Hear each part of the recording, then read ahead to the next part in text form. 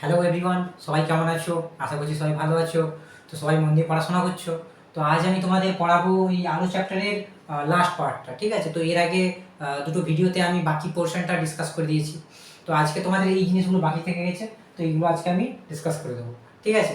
তো এর মধ্যে তোমরা আগের ক্লাসে আলোর লেন্স, প্রিজম ইত্যাদি ইত্যাদি জেনেছো, আহ, দর্পণ সম্বন্ধে জেনেছো।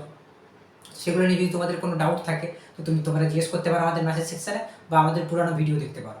আর এর সাথে সাথে আমাদের যে স্টাডি নোটস আছে যেটা আমি প্রোভাইড করছি সেটা তোমরা পেয়েই যাচ্ছ, ঠিক আছে? আর ডিটেলসে এই ক্লাসগুলো যেগুলো হচ্ছে, এই ডিটেলস জানার জন্য তোমাদেরকে আসতে হবে আমাদের লাইভ ক্লাসে, ঠিক আছে? সেখানে ধরে ধরে আরও অনেক জিনিস যেগুলো যেগুলো বাকি থেকে গেছে, বা যে জিনিসগুলো আরও টাইমলি দরকার এক্সপ্লেন করার, এলাবোরেট করার, ওগুলো ওখানে করা হবে, ঠিক আছে? তো চলো আজকে ক্লাস স্টার্ট করছি। আজকে আমি প্রথমে শুরু করছি রৈখিক বিবর্ধন দিয়ে, ঠিক আছে? তো তোমাদের আমি বলেছি যে জিনিসটা ভৌতবিজ্ঞান মানেই তোমাদের কনসেপচুয়ালি জিনিসটা বুঝে নিতে হবে, ঠিক আছে? যদি বুঝে নাও তাহলে খুব সহজ লাগবে, হ্যাঁ?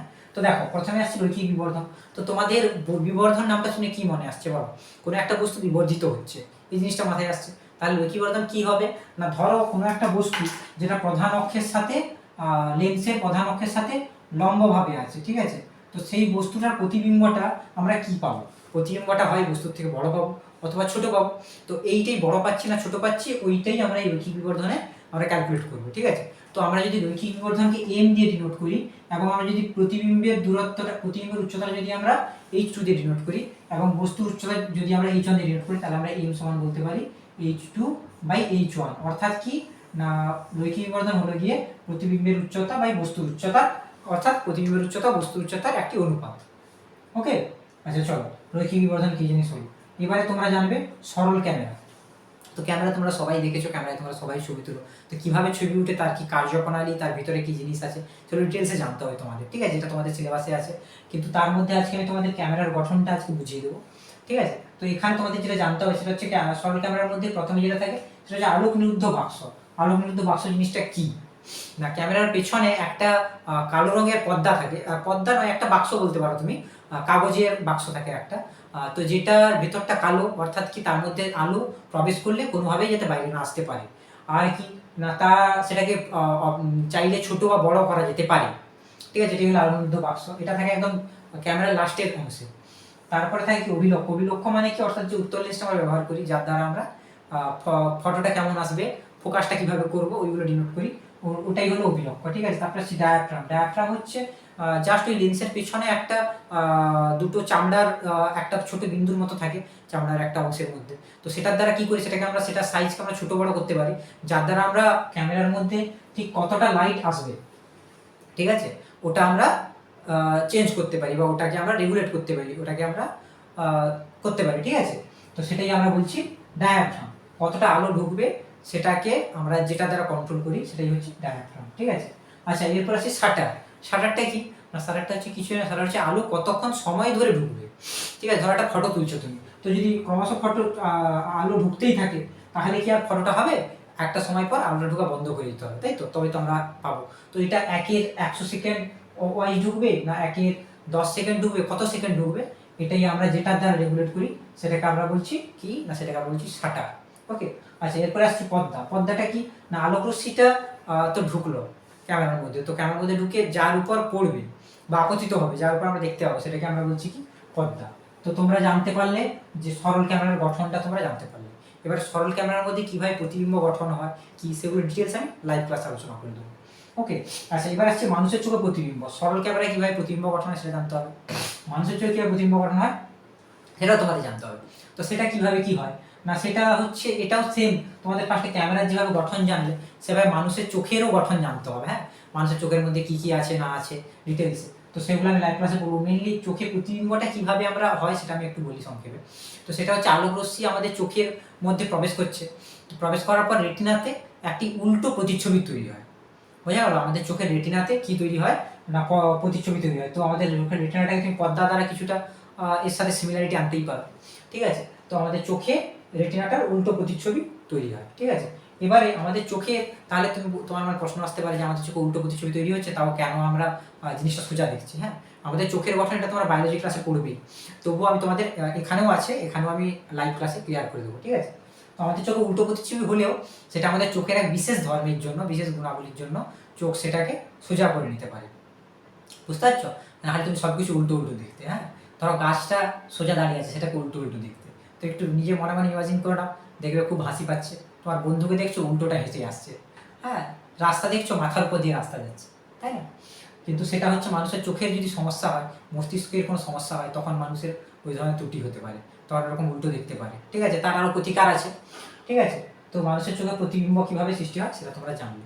এবারে তোমাদের জানতে হবে যে এই চোখের যে সমস্যা মানুষের হয়, সেই সমস্যা কত প্রকার হয় ও কী কী।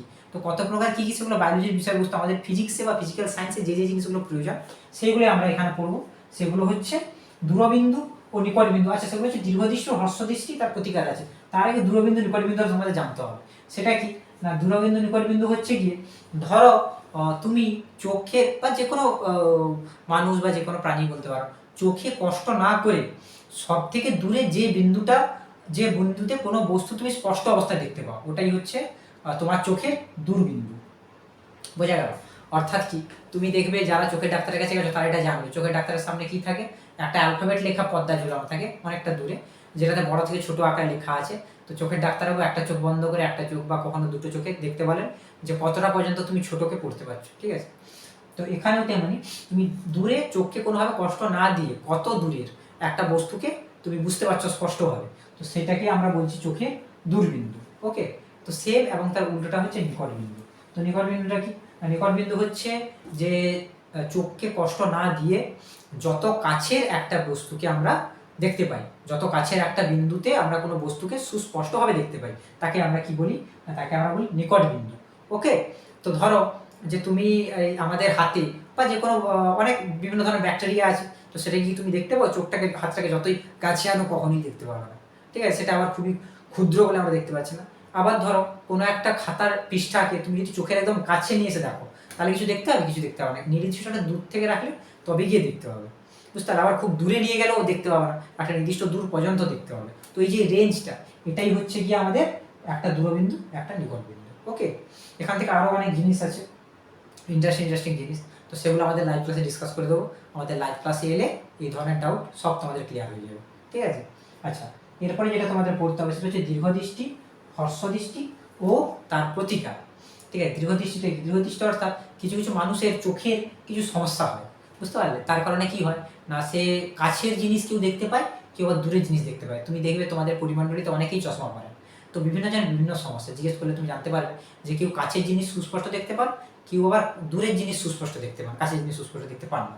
এভাবে যার যেরকম সমস্যা, তার সেই সমস্যার জন্য ডাক্তারবাবুর কাছে চশমা নিতে হবে। তো এটাই তার প্রতিকার। এবারে দীর্ঘদৃষ্টিটা কি? দীর্ঘদৃষ্টি হলো যে মানুষ দূরের জিনিসকে স্পষ্ট দেখতে পাবে কিন্তু কাছের জিনিসকে কি করবে না, স্পষ্ট দেখতে পাবে না, বুঝতে পারলে? তাকেই আমরা বলছি দীর্ঘদৃষ্টি। ঠিক আছে, তো এর প্রতিকার করার জন্য আমাদের কি করতে হবে? এর প্রতিকার করার জন্য আমাদের ডাক্তারবাবুকে দেখিয়ে কি করতে হবে না, চশমা নিতে হবে, এবং সেই চশমাটা হবে উত্তল লেন্স সংক্রান্ত চশমাই হবে। ঠিক আছে, দীর্ঘদৃষ্টির জন্য, কাছের জিনিসকে ভালো দেখতে পাওয়ার জন্য। আর হ্রস্বদৃষ্টি মানে কি? যে কাছের জিনিস দেখতে পায়, দূরের জিনিস দেখতে পায় না, সুস্পষ্টভাবে দেখতে পায় না, তো তাকে আমরা বলছি হ্রস্বদৃষ্টি। এটারও প্রতিকার আছে, এটারও চশমা পরতে হবে, অবতল লেন্স যুক্ত চশমা পরতে হবে। হ্যাঁ, তারপরে তোমরা হর্ষদৃষ্টি রোগটা বা অসুখটা কেটে যাবে। ওকে, আচ্ছা, এরপরে আমরা আসছি আলোর বিচ্ছুরণ। আলোর বিচ্ছুরণটা কি? আলোর বিচ্ছুরণ হচ্ছে আলোর, সাদা বর্ণের আলো সাতটি বর্ণে ভেঙে যাওয়ার ঘটনাকে আমরা কি বলে থাকি না, বলে থাকি আমরা আলোর বিচ্ছুরণ। মানে বিষয়টা কি হলো না, তোমরা একটা এক্সাম্পল ধরতে পারো, প্রকৃতিতে তোমরা কি দেখতে পাও? রামধনু দেখতে পাও, বা তোমরা প্রিজমের দ্বারা আলোকে বিচ্ছুরিত করেও দেখতে পাও সাতটা বর্ণে। হ্যাঁ, এটা তোমরা একটা পরীক্ষা আছে, খুব ইন্টারেস্টিং পরীক্ষা ঘরে করতে পারো। একটা কাঠের বাক্স নিবে, কাঠের বাক্সর মধ্যে তোমরা কি করবে না, একটা প্রিজমকে রাখবে এবং একটি ছোট্ট ফুটা রাখবে যেদিক দিয়ে শুধুমাত্র আলো রশ্মি প্রবেশ করতে পারে। আর যে আর হচ্ছে তোমার এই প্রিজমের যেদিক দিয়ে, এটা ধরো একটা কাঠের বাক্স, তো এখানে ছোট্ট অঞ্চল রাখবে যে অঞ্চল দিয়ে প্রিজমের আলোটা ঢুকতে পারবে। ঠিক আছে, এবারে প্রিজমের গঠন যেভাবে হয়, হ্যাঁ, তো এবারে যেই অঞ্চল দিয়ে তোমার এই প্রিজম দিয়ে যে লাইটটা বেরাবে, সে লাইটটা যেখানে বেরাবে সেখানে তোমার একটা ছোট্ট ছিদ্র করে সেখানে একটা পর্দা রাখো, তাহলে দেখতে পাবে যে আলো সাতটা বর্ণে কীভাবে ভেঙে যাচ্ছে, বা প্রিজম দিয়ে আলো কীভাবে সাতটা বর্ণে ভেঙে যায়। এটা তোমরা অনেকেই জানো, অনেকেই পরীক্ষা হলে করেছো বা অনেকে করে দেখতেও পারো। তো তারপরে কি দেখবে যে আলো যে সাতটা বর্ণে ভেঙে যাচ্ছে, এই ভেঙে যাওয়ার ঘটনাকে আমরা কি বলছি না, আলোর বিচ্ছুরণ। এর একটা প্রাকৃতিক ঘটনা হলো কি, বাইরে ঘটলো রামধনু। ওকে, তো দৃশ্যমান এই পরীক্ষাটা কথা নিউটন করেছিলাম। তো আলোর এই যে সাতটি বর্ণে ভেঙে যাওয়ার ঘটনা, যেটাকে আমরা বলে থাকি আলোর বিচ্ছুরণ। তো সাতটি বর্ণ কি তোমরা সবাই জানো, এটাকে আমরা কি বলে থাকি সংক্ষেপে বেনিয়া সহ কলা। এই জিনিসটা কি? এই জিনিসটা হলো বেগুনি, নীল, বেনি অর্থাৎ আকাশি, ঠিক আছে, সবুজ, হলুদ, কমলা, লাল। ঠিক আছে, এর মধ্যে তুমি লক্ষ্য করে দেখো যে কালো কিন্তু নেই। তাহলে কালো রংটা কি হলো? কালো রং কেন আসছে না? অ্যাকচুয়ালি কালোটা কোনো রঙই নয়, বুঝতে পারলে? যেখানে সব রং শেষ হয়ে যায়, সব রং শোষণ করে নেয়, কোনো দৃশ্যমানতা থাকে না, সেখানেই আসে কালো। আর যেখানে সব রং একসাথে মিশে যায়, সেখানেই আসে সাদা। অর্থাৎ এই এই এই এই বর্ণগুলো যখন যুক্ত হয়ে যাবে একসাথে, তখন আমরা যে আলোটা দেখবো সেটা হচ্ছে সাদা আলো। আর যখন এই বর্ণগুলো কিছুই থাকবে না, তখন যে আলো দেখবো সেটা দেখবো কালো আলো। ঠিক আছে, অর্থাৎ কালো আলো বলে কিছু হয় না। কালো আলো কোথাও থেকে বেরায় দেখেছো? বেরায় না। অর্থাৎ কি, যে জায়গায় শোষণ করে নেয় সব কিছু, তখন সেখানে হয় সব কিছু, অর্থাৎ সব বর্ণের আলো, সেখানে আমরা কালো পাই। ঠিক আছে, তো সেই জিনিসটা আমরা এখানে আসবো। স্বচ্ছ বস্তুর বর্ণ, অস্বচ্ছ বস্তুর বর্ণে আবার আসবো। এগুলো প্রত্যেকের সাথে খুব রিলেটেড। হ্যাঁ, আচ্ছা, এবারে তোমার আলোর বিচ্ছুরণ জানলে, এবারে জানতে হবে তোমাদের বর্ণের অনুভূতি। বর্ণের অনুভূতি কি না? বর্ণের অনুভূতি হচ্ছে আমরা যেসব বর্ণের আলো চোখে দেখতে পাই, বুঝতে পারলে? যেসব বর্ণের আলো আমাদের চোখে দৃশ্যমানতার অনুভূতি যোগায়, সেটা কত না 4000 অ্যাংস্ট্রম থেকে 8000 অ্যাংস্ট্রম তরঙ্গ দৈর্ঘ্যে, এর মধ্যে যে তরঙ্গ দৈর্ঘ্য আলো, সেগুলোই আমরা সচরাচর দেখতে পাই। ঠিক আছে, এই আলোগুলো আমাদের চোখে দৃশ্যমান হয়। তাই এই অ্যাংস্ট্রমের মধ্যে যে আলোটা থাকে, আলো রশ্মিটা থাকে, এই তরঙ্গ দৈর্ঘ্যের মধ্যে, এই অ্যাংস্ট্রম তরঙ্গ দৈর্ঘ্যের মধ্যে যেটা থাকে, সেটাকে আমরা চোখে দেখতে পাই। তাই এটাই আমাদের চোখে বর্ণের অনুভূতি যোগায়। ঠিক আছে, আচ্ছা, এরপরে আসছে অস্বচ্ছ বর্ণের বস্তু ও স্বচ্ছ বর্ণের বস্তুর বর্ণ। ঠিক আছে, তো তোমাদের মাথায় আসতে পারে যে বস্তুর বর্ণ নিয়ে এখানে কি পড়াশোনা। হ্যাঁ, তো এটা একটা ভেরি ইন্টারেস্টিং জিনিস। জবা ফুলকে আমরা লাল কেন দেখি? কারণ জবা ফুলটা লাল ছাড়া আর সব বর্ণের আলোকে প্রতিফলিত করে না, শোষণ করে নেয়, শুধুমাত্র লাল বর্ণের আলোকেই প্রতিফলিত করে। তাই তো, তাই আমরা জবা ফুলকে লাল দেখি। খুব অবাক লাগছে শুনে কথাটা। তো এই ধরনের আরো ভেরি ইন্টারেস্টিং ফ্যাক্টস আছে এখানে, যেগুলো আমি আমার লাইভ ক্লাসে আলোচনা করে দেবো। ঠিক আছে, আজকে জাস্ট তোমরা বিষয়টা সম্বন্ধে একটু কনসেপ্ট, একটু ধারণা দিয়ে দাও। ঠিক আছে, তো অস্বচ্ছ বস্তুর বর্ণ অর্থাৎ কি জানতে হবে এখান থেকে না? যেসব বস্তুর, প্রত্যেকটা বস্তুর উপরে আলো পড়ছে এবং প্রতিফলিত হচ্ছে, তার ফলে আমরা সেই বস্তুটাকে দেখতে পাচ্ছি। ওকে, সেই প্রতিফলনের পর আলোটা যখন আমাদের চোখে আসছে, তখন আমরা সেই বস্তুটাকে দেখতে পাচ্ছি। ওকে, তো অস্বচ্ছ বস্তু অর্থাৎ যে বস্তু স্বচ্ছ নয়, যার মধ্যে দিয়ে আলো পাস করতে পারে না, তো সেই বস্তু পাস করতে পারে অর্থাৎ কি, প্রতিসরণ হতে পারে না। ঠিক আছে, শোষণটা নয়। ঠিক আছে, তো যে বস্তুর উপর আলো পড়ে, অস্বচ্ছ বস্তু যার মধ্যে দিয়ে আলো প্রতিষ্ঠিত হতে পারে, তো সেই বস্তুর উপর আলো পড়ার পর যে বর্ণের আলোটা আমাদের চোখে ফিরে আসে, তাকে আমরা সেই রঙে দেখতে পাই। ঠিক আছে, যেমন কোনো বস্তুর উপর আলো পড়ার পর যদি সেই বস্তুটা সব বর্ণের আলোই শোষণ করে নেয়, তখন আমরা কি দেখবো? বস্তুটাকে আমরা কালো দেখবো। ঠিক আছে, এরপর অনেক ইন্টারেস্টিং জিনিস আছে। যদি আমরা লাল রঙের জবা ফুলের উপর নীল রঙের আলো ফেলি, তাহলে কি দেখবো? হ্যাঁ, তাহলে আমরা কি কালো দেখবো না কি দেখবো? এগুলো সব আমি লাইভ ক্লাসে আলোচনা করবো। ঠিক আছে, তো মেইনলি জেনে রাখো, কোনো বস্তুর উপর যে রঙের আলো পড়ার পর, ধরো সাদা আলো পড়লো জবা ফুলের উপর, তো সাদা আলোর মধ্যে লাল রঙটা বাদ দিয়ে বাকি সব রঙকে জবা ফুল শোষণ করে নেয়, শুধু লাল রঙই প্রতিফলিত করে। তাই আমরা জবা ফুলকে দেখতে পাই লাল। বুঝতে পারলেন? আবার বায়োলজির টিচার আবার অন্যরকম পড়াবেন, খুব কনফিউজিং লাগবে। হ্যাঁ, এগুলো আরো উঁচু ক্লাসে যত যাবে তত জিনিসগুলো ক্লিয়ার হতে থাকবে। আচ্ছা, এবারে আসছি স্বচ্ছ বস্তুর বর্ণ। স্বচ্ছ বস্তু অর্থাৎ কি, যে বস্তু স্বচ্ছ। স্বচ্ছ কাকে বলি? ট্রান্সপারেন্ট, অর্থাৎ যার মধ্য দিয়ে আলো যেতে পারে, আলো প্রতিসৃত হতে পারে, তো তাকে আমরা বলছি স্বচ্ছ বস্তু। যেমন কি, ধরো একটা কাঁচের স্ল্যাব। ঠিক আছে, তো একটা যদি কাঁচের স্ল্যাব থাকে, সেই কাঁচের স্ল্যাবের মধ্যে দিয়ে আলোক রশ্মি সহজেই যেতে পারবে।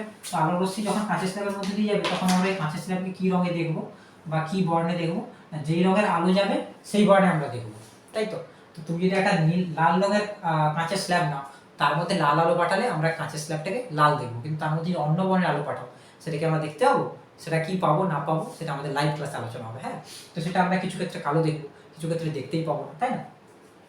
তো এইভাবে আসছে স্বচ্ছ বর্ণের বস্তুর বর্ণ। তো কি না, মেনলি হচ্ছে যে বস্তু স্বচ্ছ, তার মধ্যে দিয়ে যে বর্ণের আলো যায়, আমরা বস্তুটাকে সেই বর্ণে দেখতে পাই।